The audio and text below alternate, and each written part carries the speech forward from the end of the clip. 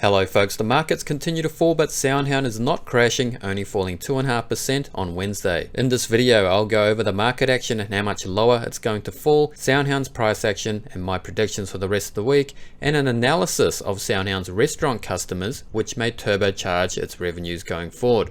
Before we begin, most of you are not subscribed, so please hit that like and subscribe button to get instant updates when I post SoundHound videos. And also, I'm not a financial advisor, so take all my content with a grain of salt and seek professional financial advice if you need to. So the NASDAQ continued to fall on Wednesday, falling by more than 1%. The semiconductor sector had a pretty bad day, with the SMH ETF falling more than 3% as key chip stocks such as ASML and Nvidia falling hard. A lot of bulls suddenly seem to have disappeared from view, and I think the overall sentiment amongst market participants is that of stunned silence. We all saw this reaction coming, but now that it's here, people are starting to get nervous.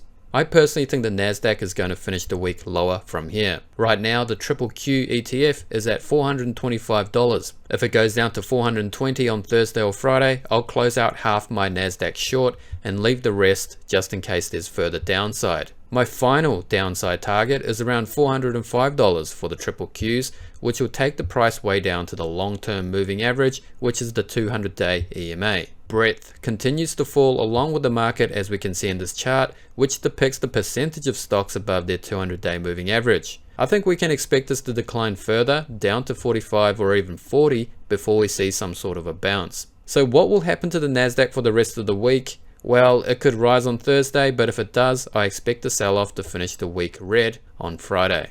If the market falls on Thursday, we could see capitulation on Friday, where investors dump stocks heading into the weekend out of fear. I don't think there's going to be much relief for the stock market until the first week of May, which is when the next unemployment number will be released. If the unemployment rate ticks up to 3.9% or higher, the markets could catch a bid, because then all of a sudden rate cuts would be back on the table. This leaves us with potentially 2 weeks of further downside in the stock market. So does that mean I'm selling SoundHound and running for the hills? Not quite. In fact, I'm looking for a position to buy more SoundHound shares, but I'm waiting for some sort of stabilization in the share price before I do so. Which brings me to SoundHound's price action. We saw another red day on Wednesday, but as we have seen over the past few weeks, volume continues to decline, which means selling pressure may be drying up. I want to see the price stabilize at around $4 for the rest of the week. If the NASDAQ continues to fall, but SoundHound holds the $4 level, I would take that to be incredibly bullish and would be inclined to buy more shares. This is not financial advice, and I might change my mind at any moment. Anyway, now I want to shift away from price action and talk about SoundHound's restaurant customers. SoundHound derives its revenue from two sectors: automotive, which comprises about 90% of revenue, and restaurants, which comprises around 10%. Even though the automotive sector is SoundHound's main revenue source, I think the real growth going forward will come from restaurants. According to the analyst Glenn Mattson from Ladenburg Thalmann,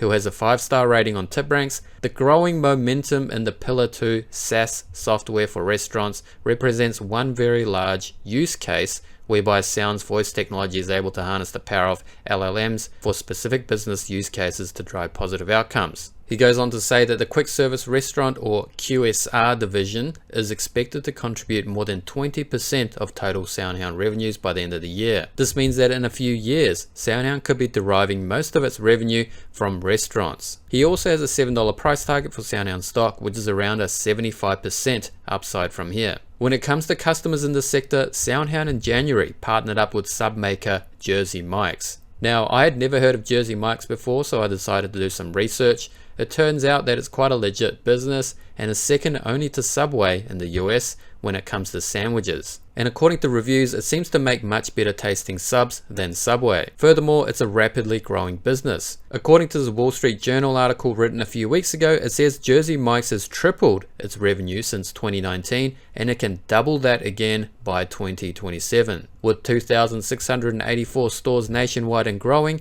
it's safe to say that Jersey Mike's is a significant customer for SoundHound. This is a multi-billion-dollar brand, not some up-and-coming franchise with a few dozen stores. Here's a video demonstrating SoundHound's ordering application for Jersey Mike's. What time do you close today? We close today at 10 p.m. Can I help you with anything else? Yeah, can I get a number 44 with no tomatoes? Giant, please. Sure. What else can I get you? Could I also have a regular number 17 with gluten-free bread? Absolutely. Anything else?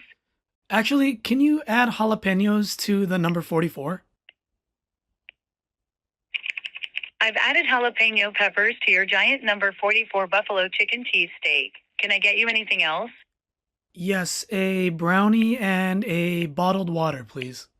So it looks pretty legit, but have any of you guys used this before? I'm guessing it's only available to a small segment of the population. If you have ordered through SoundHound's Voice AI app at Jersey Mike's, then give us your feedback in the comments below. Anyway, another high profile QSR client is White Castle. White Castle is a privately owned restaurant chain that specializes in sliders, and it was made famous in the movie Harold and Kumar Go to White Castle. Even though it's much smaller than Jersey Mike's by both store count and revenue, what makes White Castle's partnership with SoundHound stand out is that it has drive-thru kiosks that will be using SoundHound's Voice AI technology to take orders. This is almost like a breakthrough in the sense that this is probably the first time any company has done this before. If this partnership succeeds, I expect many more restaurant brands to become interested in adopting SoundHound's technology within their drive-thrus. Even though there's likely to be a little bit of pushback from some customers, SoundHound has first mover advantage in this use case, and it could be a game-changing revenue source. Here's a video of White Castle's management talking about what this partnership means for the company. You know you're going to get that same experience every time, and that's critical to QSR. It's about speed and that consistency, and we know that we do that better than anybody with SoundHound's Voice AI in the drive-thru. It's an opportunity to reallocate that person that was sitting at the register punching in an order. Instead, they can be focused on order accuracy and hospitality and all the things we need to have happen so we can hit the mark every time with our customers. As the car enters the drive-thru, when they pull up, Julia is just going to greet them right away. Welcome to White Castle. As they order, they see what they've ordered appear on the screen. If they need to correct something, no problem. If Julia sees that maybe they might want a dessert on a stick, and that's recommended. Once they get to the window, they will have an actual interaction with a team member. That's going to increase our friendliness opportunities. You know, friendliness drives in repeat business.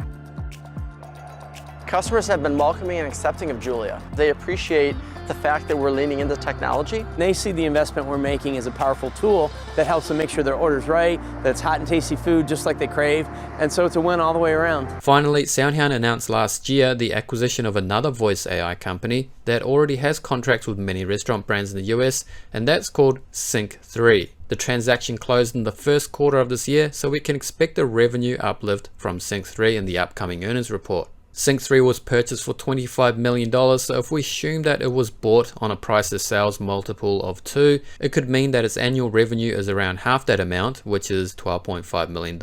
So that means Sync3 could add around $12.5 million to SoundHound's top line for the rest of 2024. Of course, this is based on the 2 price to sales ratio I just described being accurate, which is a pretty big assumption. It's unlikely whether or not the market has already priced this in. I assume so, but if there are any synergies to be had between Sync3 and SoundHound, that would be a positive surprise for the market. I think SoundHound made a very good choice in expanding its operations to the restaurant sector, and the market penetration is quite low, with SoundHound yet to strike a partnership with any top 15 restaurant brand in the US. However, if you've been following SoundHound news, you will know that the company is currently in discussions with one of these large restaurant brands shown here. I believe Sync3 was already working with Chipotle when it was acquired by SoundHound, so it would be natural that SoundHound tries to upsell its voice AI products to Chipotle, but I think the market would be happier with an even bigger brand like Burger King or even McDonald's. Anyway, that's just speculation from my end. For now, the future still looks bright, and the current correction in SoundHound's share price